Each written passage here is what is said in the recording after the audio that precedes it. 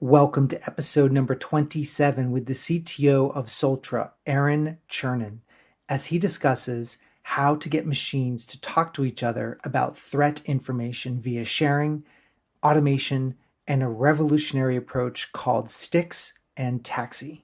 The problem is that today, only if you look at the grand scheme of things, a small percentage of organizations can afford or have cyber analysts or will ever have cyber analysts. And today, only those organizations get to play. So by being able to get cyber intel in machine format to every organization, no matter their size, where they don't have to have an analyst, helps them big time.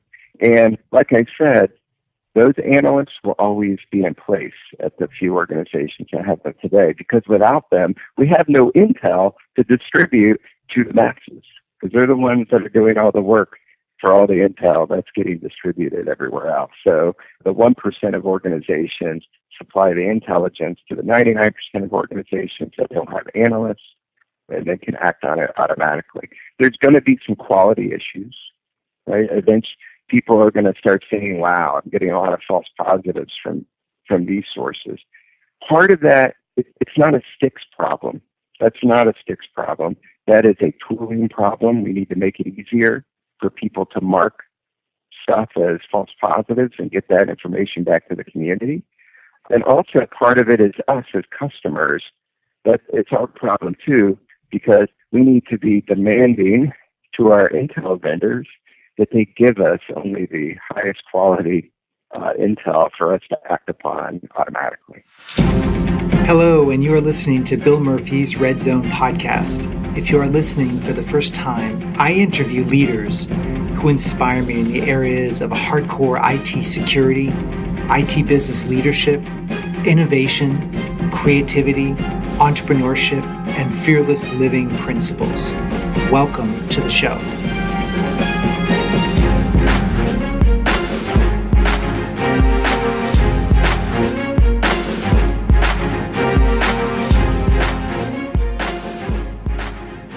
Welcome to the Red Zone podcast, everybody. This is your host, Bill Murphy. Today I have a special guest. His name is Aharon Chernin. Aharon has led industry efforts in building a threat intelligence repository for the financial community, but his ultimate vision is to build a network platform based on security standards available to critical infrastructure communities worldwide.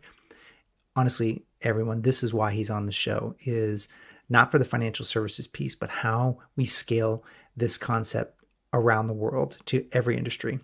So he currently works as the CTO of the information security joint venture known as Soltra, where he focuses his time on developing products that make machines speak to each other about threat information. And this is the key. So Aharon maintains close working relationships to DHS, US Cert, and MITRE Corporation.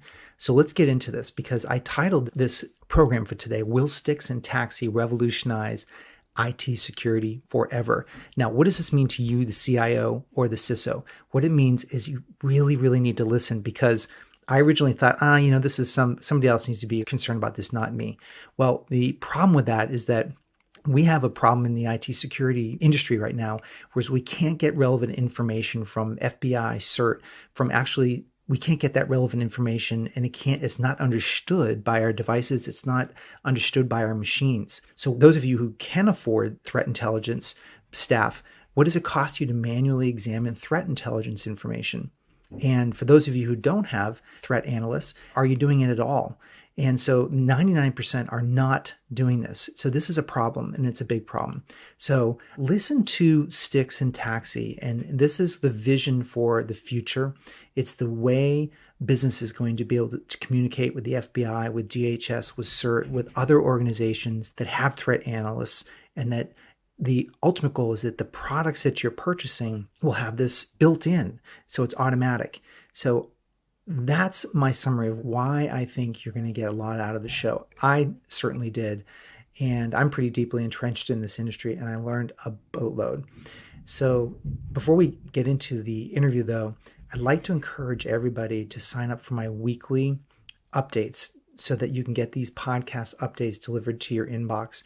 And the way to do that is either go to LinkedIn, where I post all the shows, or go to my blog, which is at www.redzonetech.net/podcasts. Again, redzonetech.net/podcasts. So, and just scroll to the bottom of the show and you can sign up for my weekly updates to be sent to your inbox. That way you don't have to worry about finding them and going to my blog and going to LinkedIn. You just get them automatically delivered. In addition to that, I have virtual CIO masterminds and CISO masterminds that I do virtually in small groups of 4 to 6 throughout the year. I would love to start connecting more and more of you at a high level to these groups. The groups are getting a ton out of them because they're small, they're highly relevant to the topics that everybody's wrestling with. I facilitate as the host the discussion, but the group members determine what they're talking about. And I've been doing this for 20 years and it's been wildly successful. And I just want to let you, the listener, know about it so that when you sign up for being involved in my weekly updates, you not only get the CISO and the CIO masterminds, but you're also going to get the podcast updates as well delivered to your inbox. So with that, please enjoy my discussion with Aharon Chernin. So we have a couple different avenues to go today, and I think a good spot to really get launched is for you to give a little bit of a history of Soltra. I really want to learn a little bit about, or a lot of bit about, your thoughts on the industry, and maybe you can start with Soltra just to give the audience a little bit of a background here so we can get launched. Certainly. First off, I'm Aharon Chernin. I'm CTO at Soltra. Good morning, everyone.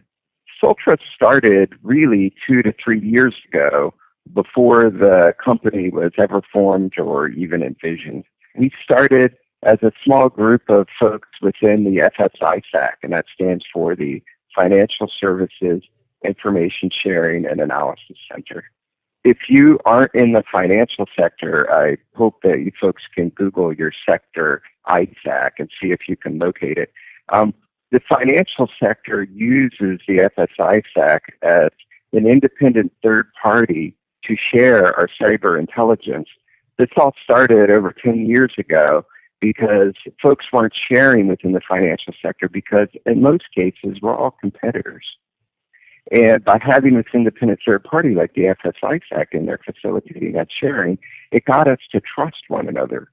Not only did we get used to sharing through the FSISAC, but the FSISAC set up a number of events every year that brought us together so the analysts at two competing organizations could sit down and have a beer together and get to trust each other even further. So at the time, several years ago, I worked for a financial institution that was consuming cyber threat intelligence from the FSISAC. And the FSISAC was doing a tremendous job at getting me a whole bunch of cyber intel, literally hundreds or thousands of documents a day. And it looked really good at first until we started receiving even more of them. And then we realized that the FSISAC was just inundating us with tons of data that we couldn't do anything with. I got together with a few more of the participants within the FSISAC. They had all the same problems, tons of intel from different sources within the FSISAC delivered to them in different formats that they couldn't do anything with automatically. And so what I did is I created a working group within the FSISAC called the Security Automation Working Group, or the SOG. And the SOG's mission within the FSISAC was to take a bunch of volunteers from different financial industry institutions and see what we could do to fix this problem and start to automate instead of doing it manually. And one of the first things I did to create a business case around what we were solving was to send out a survey to the FSISAC participants, kind of trying to measure the manual state of affairs today of processing cyber intel. And the numbers were pretty staggering. On average, throughout the financial industry, it was taking about 7 hours per intelligence document to do something with it manually. And imagine if you receive 100 or 1,000 of these a day, you just don't have enough staff to do it. Were these responding to high-level threats that 7 hours, or was that any threat that was coming in? Any piece of cyber intelligence data, right? So So saying that responding to threats in general, that's not really the same. So if I received a document that had some IP addresses or file hashes on it, how long would it take for me to take those IP addresses and file hashes, read the email, read the document, get it within a security control, and then get a response back? Gotcha. Okay, that makes sense. So at this point, I asked how many of the folks in the industry had dedicated people to respond to cyber intelligence documents. And it came down to less than 1%. So if you think about it, based on this information, people were processing less than 1% of the intelligence that the FSISAC even sent them. So we knew we had a problem on our hands. We knew we had a business case to fix the problem. The working group got together and we started brainstorming ways to fix this. At the time, I was running an automation team within an information security department, and I kind of got a hold of a few of my resources, and we talked about how we fixed this in the past. And it's done with specifications, right? So we tried to read documents and automatically tried to come up with the perfect regular expression to pull IPs, file hashes, and the appropriate context out of documents. And it's just not reliable. So this information was coming in to the financial institutions, and then less than 1% of them were applying resources to understanding this document that was coming back to them from FSISAC. So am I understanding it correctly? Based on the survey responses. Okay, gotcha. Right. We had a certain number of responses, a certain number of folks part within the FSISAC. That's just based on our survey, so we'll have different results. So with that, we realized we needed to create a spec or a standard to be able to communicate threat information. Because the way the data was coming in from the FSISAC, it was via PDFs, and Word documents, emails, and phone calls and meetings. And so we needed to standardize all that threat intel into a single format. So I got with some folks at DHS and MITRE who I had experience with in other standards within the information security space and started talking to them. And DHS said, yeah, we're working on something like that. We're thinking about calling it Styx. And we had some very early on meetings with DHS and MITRE. And next thing you know, STIX and TAXII are born. And I have to explain real quickly what STIX and TAXII is in case you folks have never heard of it. I think that would be great to take some time to help people understand that, because I had to read up on that a little bit myself before we talked. I could go on and on about STIX and TAXII. I think one way to find it on the internet, so you can go read on your own, is to Google Styx space MITRE or Styx space Oasis, STIX, and TAXII, that's spelled TAXII, MITRE or Oasis. But what they are at a really, really high level is Styx is a threat language. It's a structured threat language. It allows us to talk about all the different aspects of a threat, more about a threat than even our tooling has the capability to deal with today. So we could talk about observables, which are facts. If I saw an IP address, that's a fact, and that's an observable. We could talk about indicators, which is simply an assertion on a fact. So if I say, I believe this IP address is used to do command and control, I told you an indicator. We can also talk about higher level objects like actors and campaigns, the TTP or tactics, techniques, or procedures used by the attacker, various targeting information, courses of action to take if you are targeted. All of this can be communicated via Styx. You don't have to communicate it all. We just have the capabilities to do it. The next piece of the puzzle is TAXII. And think of TAXII as the protocol we use to move Styx data from point A to point B. It's really that simple. Styx is HTML. TAXII is HTTP. If you use that analogy, it starts to make sense in your head. And what we've done is we've replicated what the IT industry has been doing for the past 30 or 40 years to try to get the IT industry to work. And we're starting to replicate this 30 or 40 years later within the information security industry. So we created these specs. DHS and MITRE did most of the work. And we got them. We started looking at them within the working group. And we went to the FSISAC, and we're like, FSISAC, this working group really thinks we should adopt these specs within the industry. And the FSISAC agreed, and they ratified it and said the way the financial sector is going to speak about threat intelligence is through STIX and TAXII. That was all good and great, but we didn't have any software. It's just a bunch of XML schemas and RESTful queries. It wasn't really anything we could then do something with. So once we were done celebrating, several minutes later, we realized we needed software. So the working group created a really early implementation of STIX and TAXII known as Avalanche. And if you're within the financial sector, you've probably heard of Avalanche before. We gave it away for free. There was a good reception of Avalanche. And with that, people wanted to use it more. And they wanted to be able to rely on it more to share intel. So what we did is went out to raise some money from some of the financial industry members. And with the money we raised, we were able to create Soltra. And Soltra is very similar to the early Avalanche effort. The product now is called Soltra Edge, but Avalanche was free. Soltra Edge is free too. And I feel strongly about that. I don't want us selling software and hurting STIX and TAXII. How successful would have HTML and HTTP have been if the first web servers required you to buy them? Right? So we want to be that Apache for cyber intel, that cyber intel server, that when anyone wants to serve up intel using standards and specs, they just download Edge and boot it up and start serving out intel without any cost. So how does could I ask a couple questions related to FSISAC?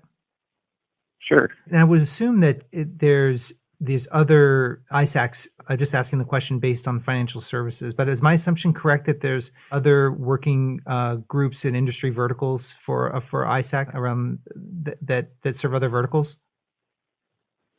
Yeah, and I can start with our customers. So the National Healthcare ISAC runs Soltra Edge. And you don't even have to think about it as, wow, a Soltra Edge community. I don't even want you guys thinking that way. I want you guys thinking it's a STIX and TAXII community that any vendor can plug into.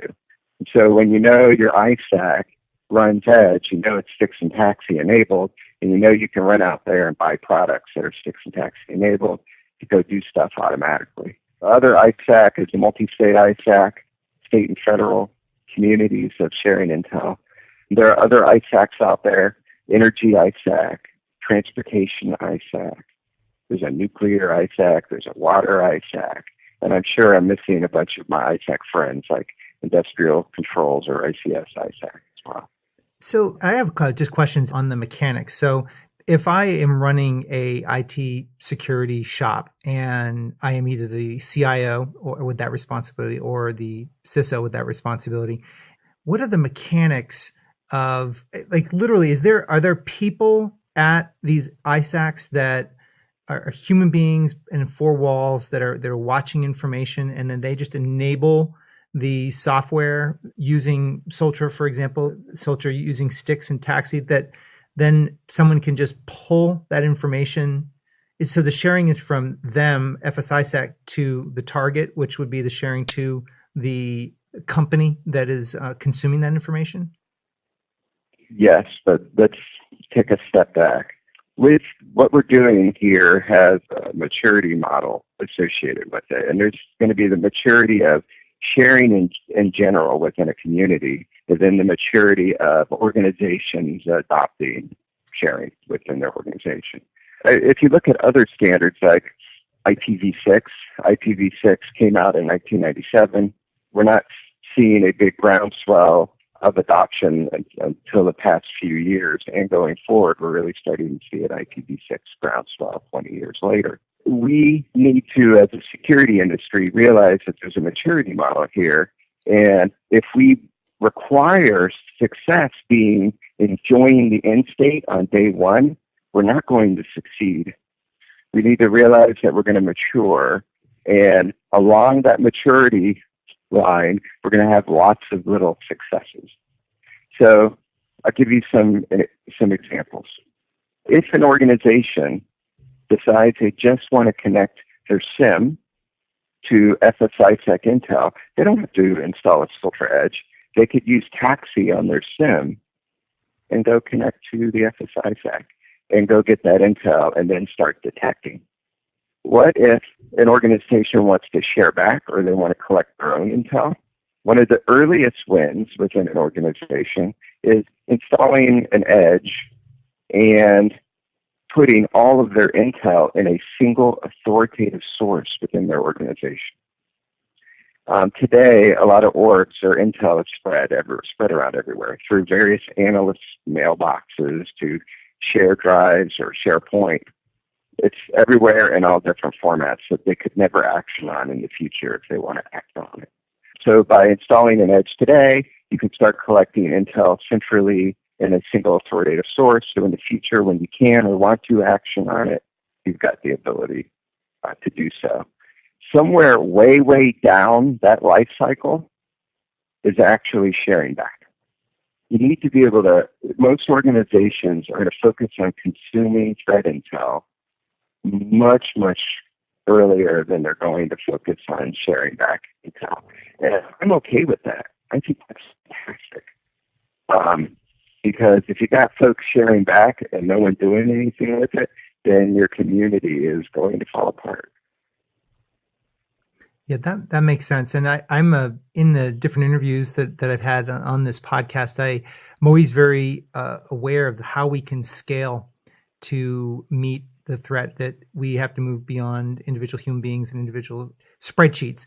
And there's different theories and philosophies. And I really want to understand your approach with leveraging Soltra Edge and Styx model and TAXII model, because I think it seems and appears to be a way to make the maximum information reach the most people. Definitely. And think of it this way. The cyber intelligence industry, or the cyber intelligence analyst in particular, there's always going to be a need for them. There's always going to be a need for them to do analysis and maybe identify new toolkits or new campaigns and put the pieces of the puzzle together. The problem is that today, only if you look at the grand scheme of things, a small percentage of organizations can afford or have cyber analysts or will ever have cyber analysts. And today, only those organizations get to play. So by being able to get cyber intel in machine format to every organization, no matter their size, where they don't have to have an analyst, helps them big time. And like I said, those analysts will always be in place at the few organizations that have them today, because without them, we have no intel to distribute to the masses, because they're the ones that are doing all the work for all the intel that's getting distributed everywhere else. So the 1% of organizations supply the intelligence to the 99% of organizations that don't have analysts, and they can act on it automatically. There's going to be some quality issues, right? Eventually, people are going to start saying, wow, I'm getting a lot of false positives from these sources. Part of that, it's not a STIX problem. That's not a STIX problem. That is a tooling problem. We need to make it easier for people to mark stuff as false positives and get that information back to the community. And also part of it is us as customers. That it's our problem too, because we need to be demanding to our intel vendors that they give us only the highest quality intel for us to act upon automatically. What would be an example of an intel vendor in your eyes? STIX IT, you guys can Google them. They sell threat intel. I believe they have STIX and TAXII interface. Also, another vendor that comes off the top of my mind is Eyesight Partners. When you say SOX IT, it's SOX, like White Sox? Yeah, F as in Frank, OX IT. Okay, Fox IT, got it. Okay, and what was the second one? Eyesight Partners. Like the eyeball, or just like the letter I? like the initial I. Eyesight partners. Okay, cool. That's interesting. So that would be an example of it. So when you say Intel vendor, you're obviously using the word vendor. I was actually thinking from the Intel, like often my organization's on the phone with the FBI because we've gotten a call about someone who the FBI or DHS has recognized a problem on a network, and so we're on with the client trying to identify by talking to this agency who can't really identify themselves. They won't individually tell you who the analyst is, but they're analyzing information, and trying to get that information out to the community seems to be a challenge. So when you said Intel vendor, I thought, gosh, there's a bunch of Intel just even on the 3-letter agency side as well. Maybe you could share some thoughts on that, is where how you see these standards that you've developed and are so revolutionary, how you see that working through the government sector as well. So think of what we built as a network. I'm going to take a real far back approach. I'm going to jump back into the early 60s, late 70s, when TCP/IP as a standard was starting to get built up. And this is the difference I'm starting to see between the information security industry and the IT industry. The IT industry seems to think 10, 20 years out. They're really strategic, and they try to abstract away complexity from their customers. The information security industry, on the other hand, from my opinion, what I'm seeing is the information security industry is very tactical. They want to fix today's problem right now with however they got problems, and they need them fixed now. And one of the ways to fix that problem is to put a Band-Aid on it, maybe hire 20 or 30 additional people to do things manually. And we never get to get that 20 or 30-year vision that the IT industry does. And so what we're trying to do is mimic the IT industry a little bit, and maybe we'll have some successes as an industry. And if we have STIX and TAXII, basically what we built is a security network where we've got our STIX packets flowing through TAXII, and whoever wants to jump on that network can jump on that network, whether it be cyber threat intel vendors, the federal government, ISAC or other ISAC members, or ISACs as organizations. Anybody who wants to play in the network can play in the network. In today's reality, we have some vendors out there that are selling intel. Think of them as intel feeds that you can connect to and go act on. You also have federal agencies, DHS and FBI, both now share their intel out in Styx. So they've decided to join the network as well so we can consume their information. This is revolutionary because your point about abstracting complexity on the kind of higher level is necessary to make a decision. But you're right, you can't. We need to get into the complexity, and this essentially seems to kind of govern and help discipline I love your words, machines, because it seems like those machines are multiplying through IoT and big data. So if you can have a framework of which those machines talk to the network, it seems like that is potentially a brilliant way to go along with the complexity instead of struggling against it. Exactly. And just look at any emerging technology that was successfully adopted within the IT industry, and you can find similarities with, I think, how you're going to see STIX and TAXII take off within the information security industry. If we go back to HTTP, right, the day it went out the door, not everybody had a web server installed, right? It was a few schools, education, maybe some government, and then it spread. And that's really what we're seeing here. The few folks that got the ability to research and throw people at this initially are the ones that have it installed. But if you look at Soltra Edge, you can start to see that installation base is growing from outside of that. So there's another intel source I didn't tell you about.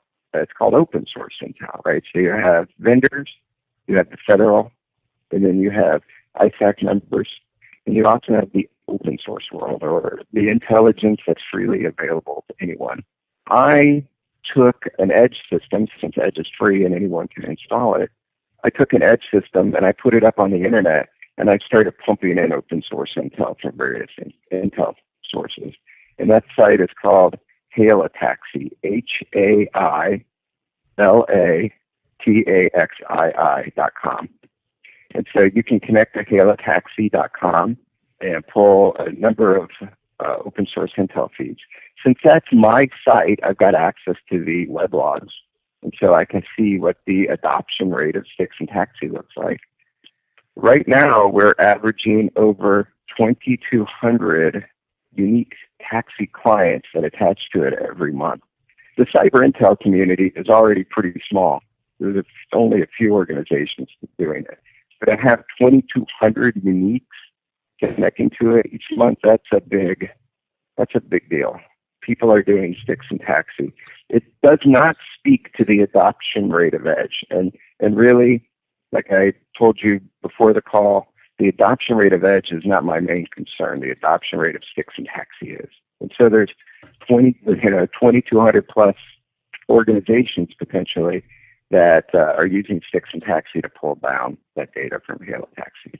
I just had a conversation with the CISO of Palo Alto. Rick Howard is his name, and they've started an information, kind of a consortium in Silicon Valley, an information sharing working group between a couple of competing vendors. And was interesting getting this. He said he had to get the CEOs to agree to this because they think the secret sauce is the special information that they're pulling into their data and finding these threats around the world, and then they package that and sell it as whatever their security equipment and gear is that they happen to be selling at the moment. And what he got them to understand, what they all finally agreed to, is that the information, the threat information, was not what was proprietary, is what they were doing about it that was proprietary, and that there was a huge benefit from scaling and sharing the actual threat information.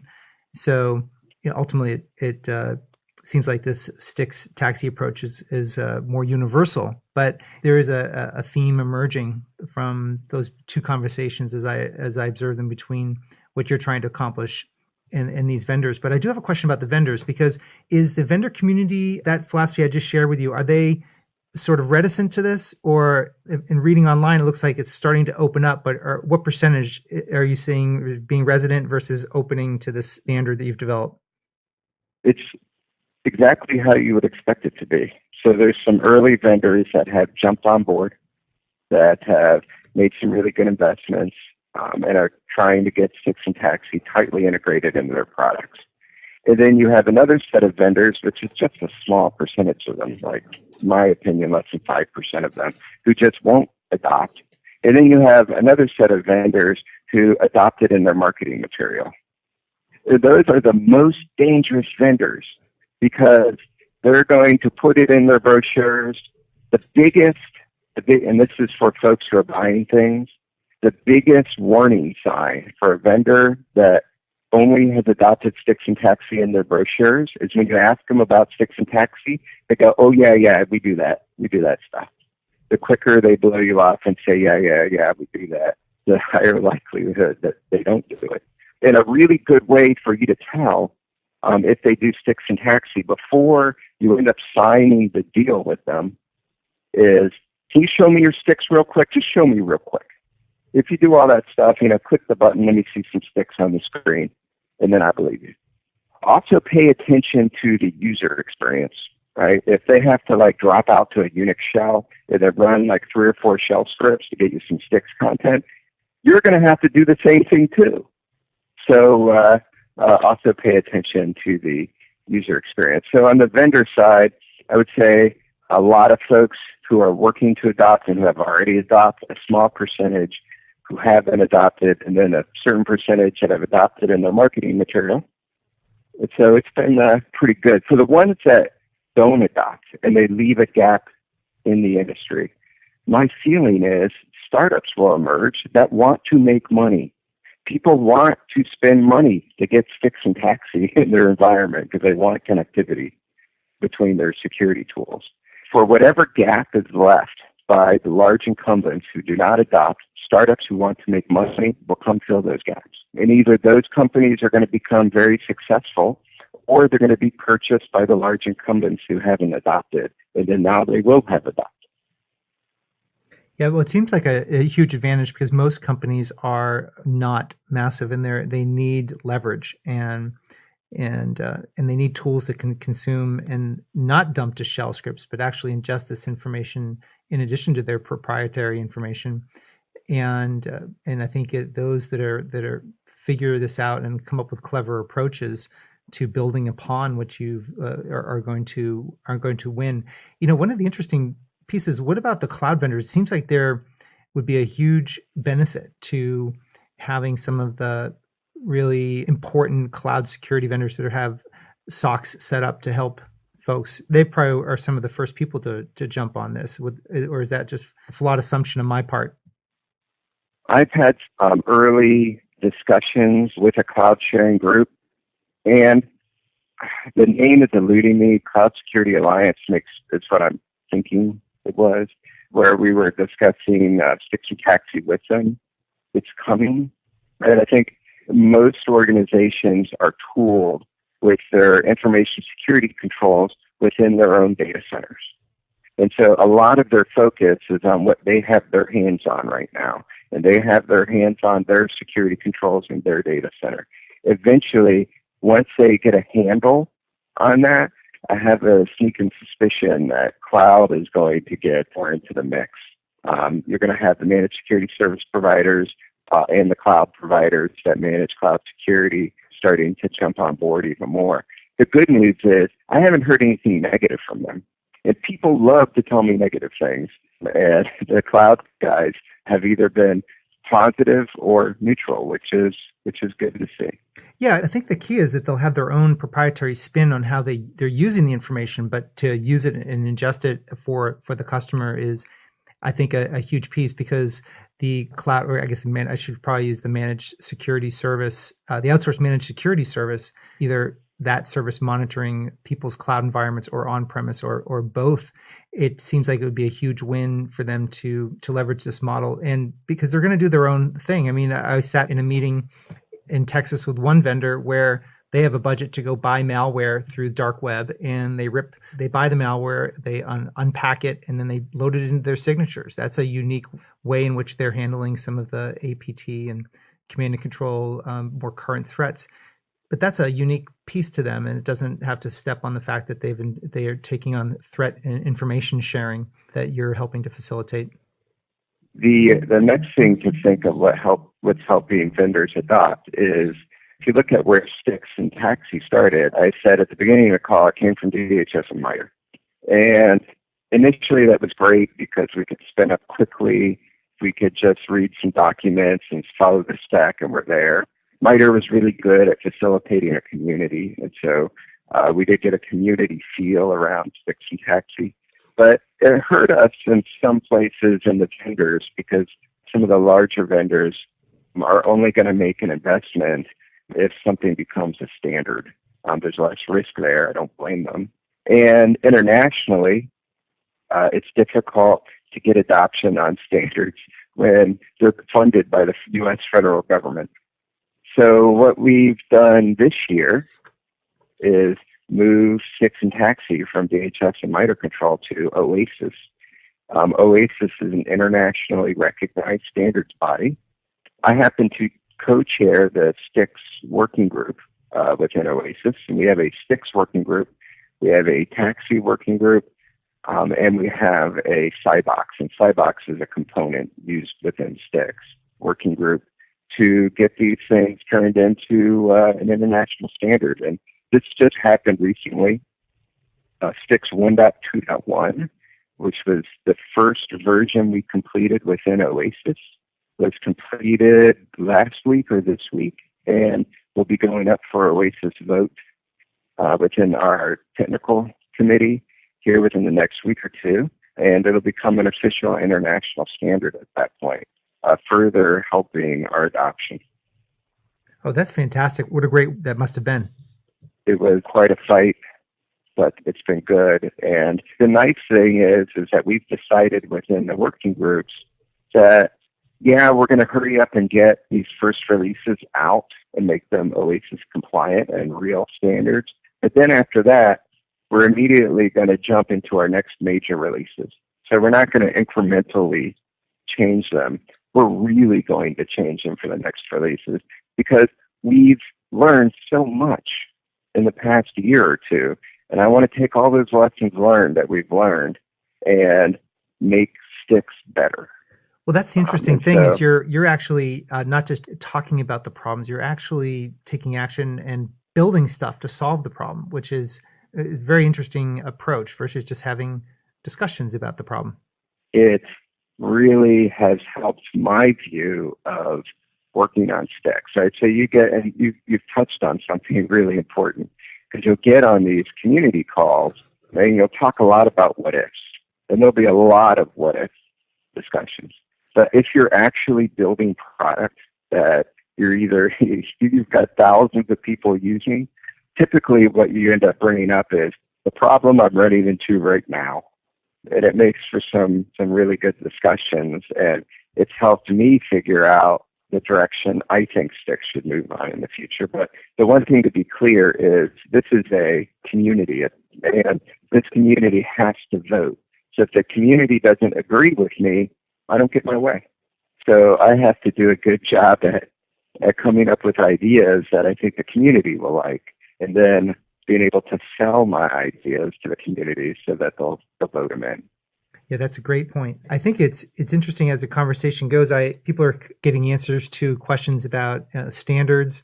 I love your point, and I didn't actually think about asking you this question, but I think it's going to be very useful for like what questions would you ask a vendor, and your point about the difference between a marketing brochure and actually seeing how that function would work in a not very complex but very simple way. Can you think of any other good tips, tricks, or just information that would be useful to consumers that they really should be asking themselves or their vendors or their teams about this new standard that's being developed? This is my favorite part. So I've only been a vendor officially for, let's see, what month is this? 9 months, 10 months? And I've spent a majority of my career not as a vendor. And I'm proud of that.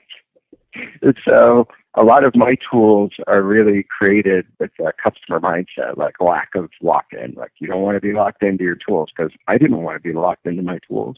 And that's one of the early things in my career that got me into specifications, because I saw what the information security vendor community was doing, was creating verticals, what I call vertically integrated solutions, where if you want your SIEM to talk to your IDS, you have to buy both of the same vendor's products to get your SIEM to talk to your IDS.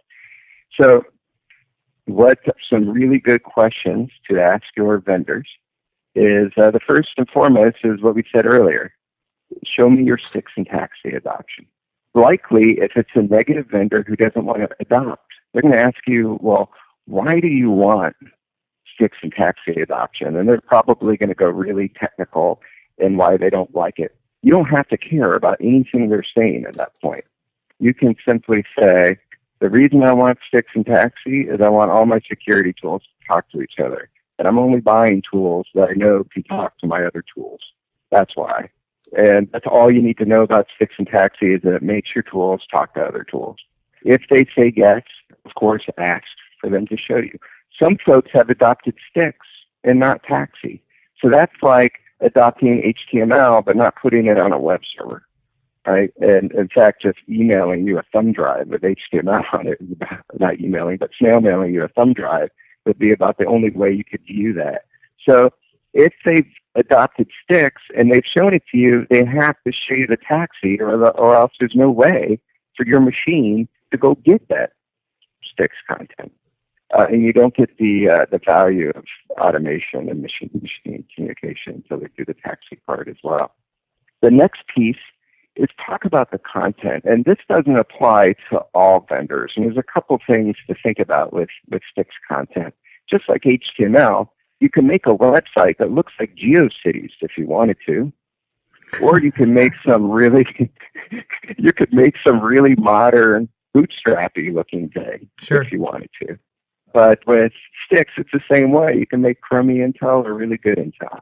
So you need to ask them in general, how good is your intel? How high level? Is it just indicators? Or are you going to tell me about actors and campaigns as well? Because I have systems that understand actors and campaigns because they do STIX. And so I require that.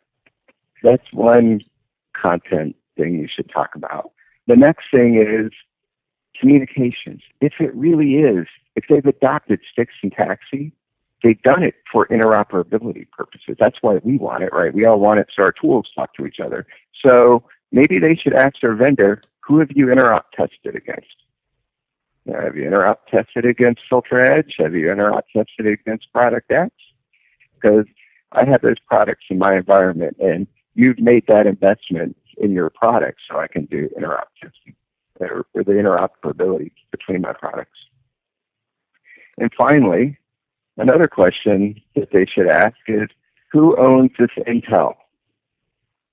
Right. So if I buy, let's say I'm buying a cyber threat intelligence platform from a vendor, and it's full of intel, and that vendor has adopted STIX and TAXII. Am I free to take all that STIX and TAXII out of the platform and put it into a different product? If I'm not free to do that, then that is a surefire sign that they've adopted STIX and TAXII in their marketing brochure. Because if you can't actually take it out of the product, how do you create a network, and how do you interoperate between all of your systems? Interesting. I hadn't thought about it from that angle. So I think that's quite a good list to start with. And we're working on this within Oasis. We've got an interoperability technical committee that is just recently formed within the past week or two that's focusing just on these interop problems within the spec. And my hope is that that committee finds ways to teach the consumer the right questions and potentially even have a list of vendors out there and their level of adoptions within the specs that customers can go visit and view. Yeah, that's where I'm sure it'll get to. Have you ever had anybody ask you the question, what happens if this information is in the wrong hands? Like, what has anybody ever done a thinking exercise about this information being ingested into a security operations center in China or Russia? Like, I'm just asking the question off the cuff, so I haven't thought through the permutations of what I'm asking, but what are your initial thoughts? Okay, I'm so torn with this. Right, so I guess it matters who you're asking, what their job role is within the organization, based on what sort of kind of answer they give you. And I somewhat agree with them all. If you think about the 99% of organizations that don't have cyber threat analysts, if the information that they're receiving is discovered by the attackers, that they now know what tools are using to attack them, it's likely the attackers are going to stop. And so that's a win to those 99%. It's also a win because now the attackers are going to scratch their head and go, wow, we need to change our tooling. So they're going to have to spend some money. And right now, it's really, really cheap for attackers to attack people with a particular TTP because it's virtually free for them to do that because it works for such a long time against the folks they're attacking. We can force the attackers to have to retool a lot more than they have to retool right now. We're going to raise the cost, to raise the barrier to become a threat, which is really, really good. And they did this simply by finding out that we knew. So if you take it from the view of the 99%, they probably don't even care, and it probably doesn't even hurt them. Now, for the cyber threat analysts, they're likely going to take a different view. They're going to take a view that if the attacker knows that I know, that may hurt the source I used to learn about that information. They may now know that I've infiltrated some sort of command and control infrastructure. Or they may know that their IRC channel has been infiltrated because they saw that information. So depending on who you ask, you're going to get a different answer on that. So hopefully that made sense. Well, it does. And the issue is the huge point you're making is 99% of the organizations do not have cyber analysts. And we have to deal with the issue of scale and getting information to scale. And with that, it's going to be some pros, some cons. And clearly there's more pros than cons, although the cons exist, which is reality and it's life. And one last thing, these are problems that we're dealing with right now before STIX and TAXII ever came out. A lot of this cyber intel is being shared via email lists, mailing lists. They've had the issue of this information leaking into the wrong hands long before STIX Styx and TAXII. Yeah, I mean it's a great point, and we need an approach that is revolutionary. And the more I've talked to you about this, it's been very educational for myself, being in the industry and just learning about this in more detail and more depth. So I hope the listeners really spend the time to digest the links. I'm going to put all of our the links that you've mentioned and the organizations on both my LinkedIn page and also on the show notes on the redzonetech.net/podcasts for this episode. So is there any asks of the audience that you have, Aaron, or anything that you feel we didn't cover that you want to make sure that you leave the audience with? I leave you guys with prepare for the future. You may not have data center full of InfoSec controls that understand STIX and TAXII right now, but you can work towards it. Right? So as you renew maintenance contracts, as you purchase new products, ask the vendor about STIX and TAXII and start to make purchasing decisions around vendors primarily who've already adopted it.